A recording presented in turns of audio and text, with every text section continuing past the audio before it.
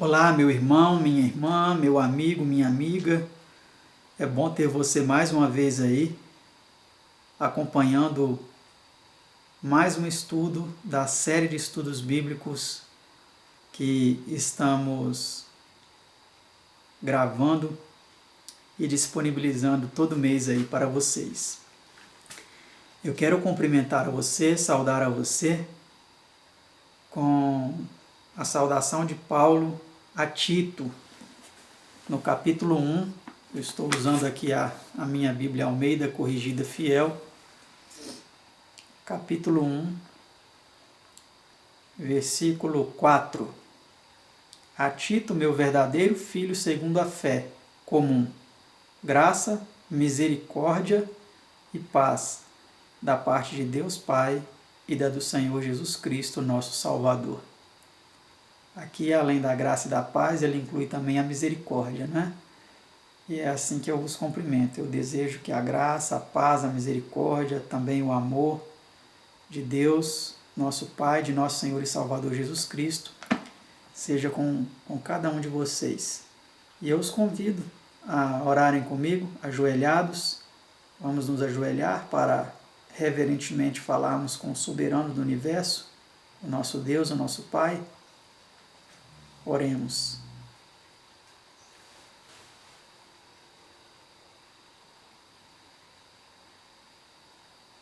Pai bendito, Pai amado, mais uma vez estamos aqui, Senhor, estudando a Tua Palavra e nós te agradecemos, te honramos, te bendizemos, te adoramos em espírito e em verdade. Nós somos gratos por saber que o Senhor responde às nossas orações, que o Senhor é um Deus, Senhor, que é um Deus vivo. O Senhor não é um pedaço de madeira, o Senhor não é um pedaço de gesso, o Senhor não é uma fotografia, um quadro. O Senhor é um Deus vivo, um Deus que fala, um Deus que age, um Deus que tem braços, pernas. Porque o Senhor, quando apareceu para Moisés pelas costas, o Senhor andou, o Senhor colocou a mão na fenda da rocha para que Moisés não pudesse ser consumido. O Senhor tem uma face. Nós somos gratos, Senhor, por saber que o Senhor é um Deus pessoal e o Senhor responde às nossas preces quando nós pedimos em nome de Jesus Cristo, seu Filho. Por isso estamos aqui prostrados diante de Ti para te agradecer e para entregar, Senhor, a nossa vida e pedir em favor, Senhor, de mais esse estudo, que seja para aqueles que estão assistindo ricamente abençoado.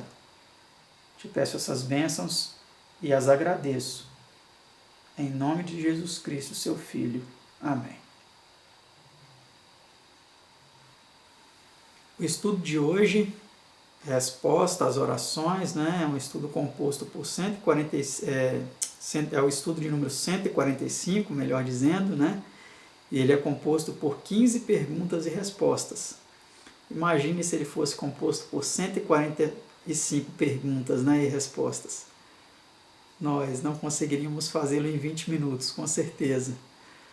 Mas, só para descontrair um pouco, né? Vamos então para a primeira pergunta do nosso estudo. Pergunta 1. Como se antecipa Deus às necessidades de seus filhos? E será que antes que clamem, eu responderei? Estando eles ainda falando, eu os ouvirei. Isaías 65, 24. Olha que interessante, né? Então, Deus é um Deus que está além do tempo. Ele não está limitado ao tempo. Nós estamos limitados ao tempo. E por isso nós achamos que muitas vezes a resposta de Deus ela é demorada. Mas o fato é que antes que nós clamamos, Ele já respondeu. Pergunta 2. Haverá limite ao poder de Deus para ajudar? Vamos ver se existe algum limite.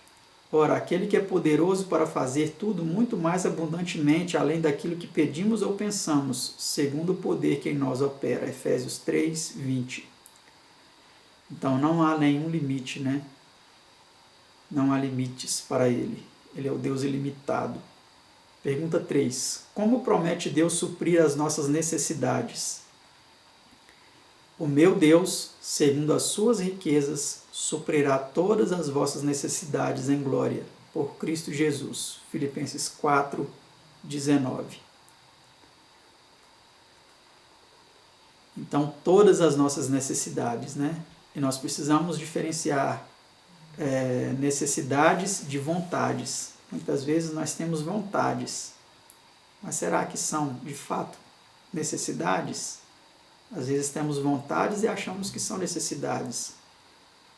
Mas a palavra de Deus nos diz que Ele suprirá todas as nossas necessidades em glória por Cristo Jesus. Pergunta 4. Sabemos nós sempre o que nos convém pedir? E da mesma maneira também o Espírito ajuda as nossas fraquezas, porque não sabemos o que havemos de pedir como convém. Romanos 8, 26. Então, o Espírito, né, o nosso Senhor Jesus, o Espírito de Cristo, a sua onipresença, a sua presença espiritual aqui conosco, Ele nos ajuda, né? Ele disse que estaria conosco todos os dias até a consumação dos séculos. E Ele está aqui por meio de seu Espírito, por meio de sua presença espiritual. E nós não sabemos o que devemos pedir, como convém. Mas Ele intercede por nós, né? Ele é o nosso intercessor. Pergunta 5. Acha Deus sempre por bem satisfazer nossas petições?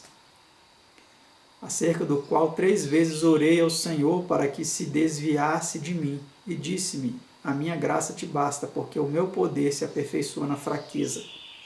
2 Coríntios 12, 8 e 9. O sofrimento do apóstolo Paulo parece haja sido à vista imperfeita.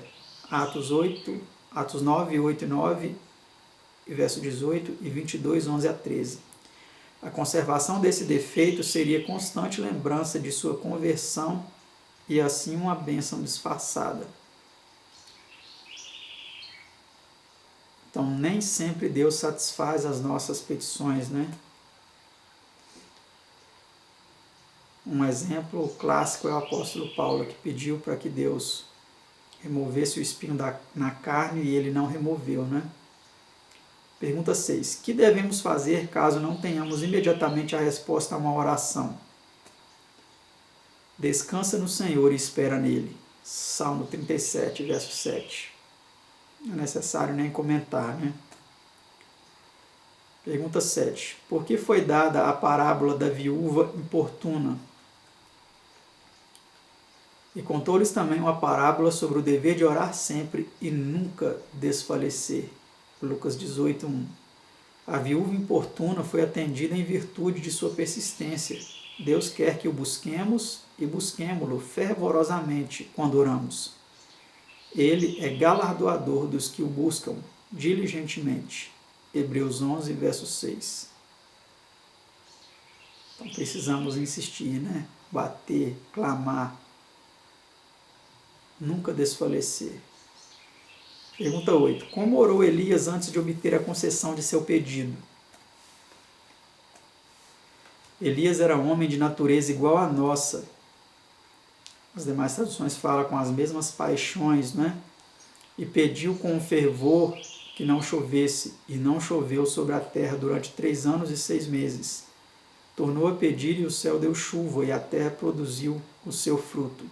Tiago 5, 17 e 18, na versão brasileira. Ver Apocalipse 11, 3 a 6. Então, Elias, ele não era melhor do que nós. Ele tinha a mesma natureza, as mesmas paixões. E ele orou insistentemente e Deus o atendeu. E olha aqui uma questão que raramente as pessoas oram, né? Para ficar 3 anos e meio sem chover, para o povo entender quem era Deus, né? E depois orou 7 vezes, insistentemente, para que chovesse. E choveu, né? Abundantemente. Pergunta 9. Sob que condição diz Cristo que havemos de receber? Por isso vos digo que tudo que pedirdes orando, crede que o recebereis e tê-lo-eis. Marcos 11, 24. Então nós precisamos orar crendo que nós já recebemos. Às vezes eu costumo até agradecer pela bênção que eu estou pedindo. Senhor, eu já te agradeço por essa bênção que o Senhor me dará no tempo certo. Precisamos crer, precisamos orar crendo. E não ficar naquela oração, né? Será que vai ser da vontade de Deus? Eu vou pedir, mas será que vai ser da vontade de Deus? Precisamos orar crendo.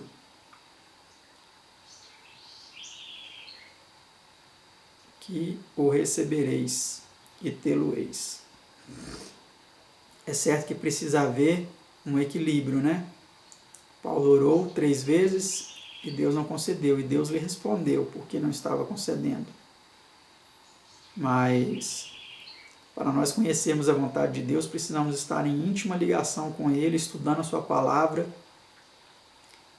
e aí saberemos se o que estamos pedindo é de fato Sua vontade, para que possamos crer que receberemos, né? Pergunta 10. Atenderá a Deus a oração em que não haja fé? Peça-a, porém, com fé, não duvidando, porque o que duvida é semelhante à onda do mar, que é lançada pelo vento e lançada de uma parte para outra. Não pense tal homem que receberá do Senhor alguma coisa. Tiago 1, 6 e 7. Está vendo?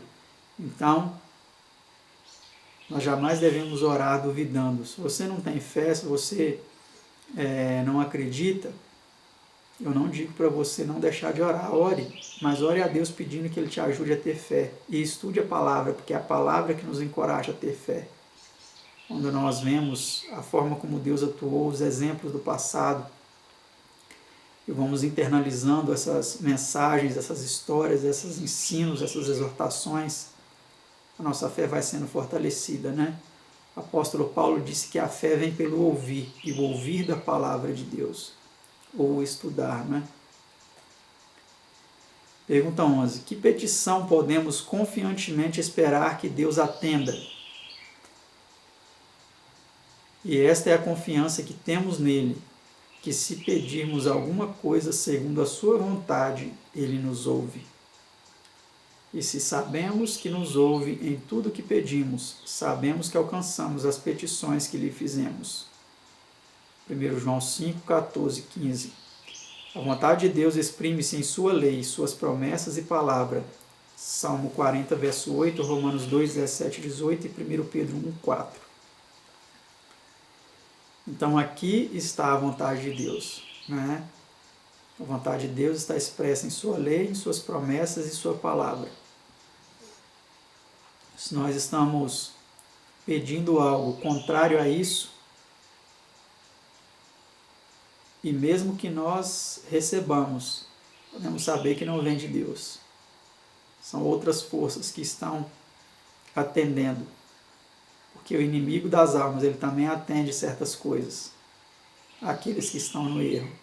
Então é preciso ter muito cuidado, tá? Pergunta 12. Como respondeu Deus às súplicas de Daniel e de seus companheiros quando estavam para ser mortos em razão de os sábios de Babilônia não poderem revelar a Nabucodonosor seu sonho? Uma pergunta grande, né? Mas vamos ver a resposta, que é menor do que a pergunta. Então foi revelado o segredo a Daniel, numa visão de noite. Então Daniel louvou o Deus do céu. Daniel 2, 19. Nota. Em 1839, o sultão da Turquia decretou que nenhum representante da religião cristã devia permanecer no império. Ouvindo isto, o Dr. William Godel, missionário americano na Turquia, foi à casa de seu amigo e colega, Dr. Ciro Hamlin, diretor do Colégio Roberto, em Constantinopla, levando a triste nova: tudo acabou para nós, temos de partir. O cônsul americano e o embaixador inglês dizem que não adianta enfrentar com hostilidade esse violento e vingativo monarca. A isto replicou o Dr. Hamlin: em resposta à oração, o sultão do universo pode mudar o decreto do sultão da Turquia. Dedicaram-se ambos à oração. No dia seguinte, o sultão morreu e o decreto nunca foi executado. Vê Daniel 4, 17, 24 e 25. Então podemos ver aqui que, de fato, a oração ela tem poder. Eu tenho lindas experiências com isso, de formas com as quais Deus até mesmo também tirou vida de pessoas para me defender ou para atender às minhas preces. Vamos para a pergunta 13. Que fez a igreja quando o apóstolo Pedro estava na prisão prestes a ser executado por Herodes? Vamos ver o que a igreja fez. Pedro, pois, era guardado na prisão, mas a igreja fazia contínua oração por ele a Deus. Atos 12, verso 5. Então a igreja ela orou insistentemente, né? E se algum irmão, algum servo de Deus hoje passar pelo mesmo, for preso por causa da pregação do Evangelho, a igreja precisa orar para que ele seja solto para continuar pregando o Evangelho. Se isso vier a acontecer comigo, eu gostaria muito de contar com a oração dos meus irmãos, para que eu continuasse a fazer o que amo, que é pregar a palavra de Deus. Vamos adiante, pergunta 14. Como foram atendidas suas orações? E eis que sobreveio o anjo do Senhor e disse-lhe o anjo, lança às costas a tua capa e segue-me. E tendo saído, percorreram uma rua, e logo o anjo se apartou dele. Atos 12, 7 a 10. Então o anjo foi lá e libertou a Pedro, né? Quebrou todas as correntes, abriu todas as portas, e nenhum guarda acordou, e Pedro foi libertado, e foi pregar a palavra, sem medo, sem receio nenhum. Pergunta 15 e última. Como Salomão pedisse sabedoria em vez de vida longa e riquezas, que lhe deu Deus além da sabedoria? Vamos ver o que Deus lhe deu além da sabedoria. Porquanto pediste esta coisa, eis que fiz segundo as suas palavras, eis que te dei um coração tão sábio e entendido, e também até o que não pediste te dei, assim riquezas como glória. 1 Reis 3, 11 a 13. Então Deus ele é maravilhoso, né? Ele atende até mesmo aquilo que nós não pedimos, Ele nos dá. Mas isso não significa que não devemos pedir. Devemos pedir e Ele nos atenderá segundo a sua vontade e segundo a nossa persistência, a nossa perseverança, a nossa fé, a nossa crença inabalável nas promessas e no poder de Deus. E aí ao final temos uma nota, eis algumas coisas por que devemos orar segundo nos ensinam as Escrituras. Então aí tem várias coisas, não vou ler todas, né? Vamos orar pelo pão de cada dia, pelo perdão dos pecados, pelo Espírito Santo, né? Por livramento na hora da tentação e do perigo, por sabedoria, por tranquilidade, paz na vida, pela cura dos doentes, pela prosperidade dos ministros de Deus e do Evangelho, pelos que sofrem por amor da verdade, pelos reis, governadores e todos quantos ocupam lugar de autoridade, pela prosperidade temporal, pelos nossos inimigos, por todos os santos, por todos os homens, para que o Senhor reivindique sua causa, né? E a 16, a última, pela vinda de Cristo e do reino de Deus. E aí estão as passagens, vocês podem consultar depois. E assim nós encerramos mais um estudo da Palavra de Deus. Encerramos a série de 4 estudos sobre oração e que esses estudos tenham nos ajudado a entender um pouco melhor sobre a oração e devemos estudar constantemente esse tema para ter uma vida de oração mais mais sábia, mais intensa, e que isso seja uma realidade na minha vida e na sua vida. Em nome de Jesus. Amém. Até o próximo estudo, se assim Deus nos permitir. Tchau.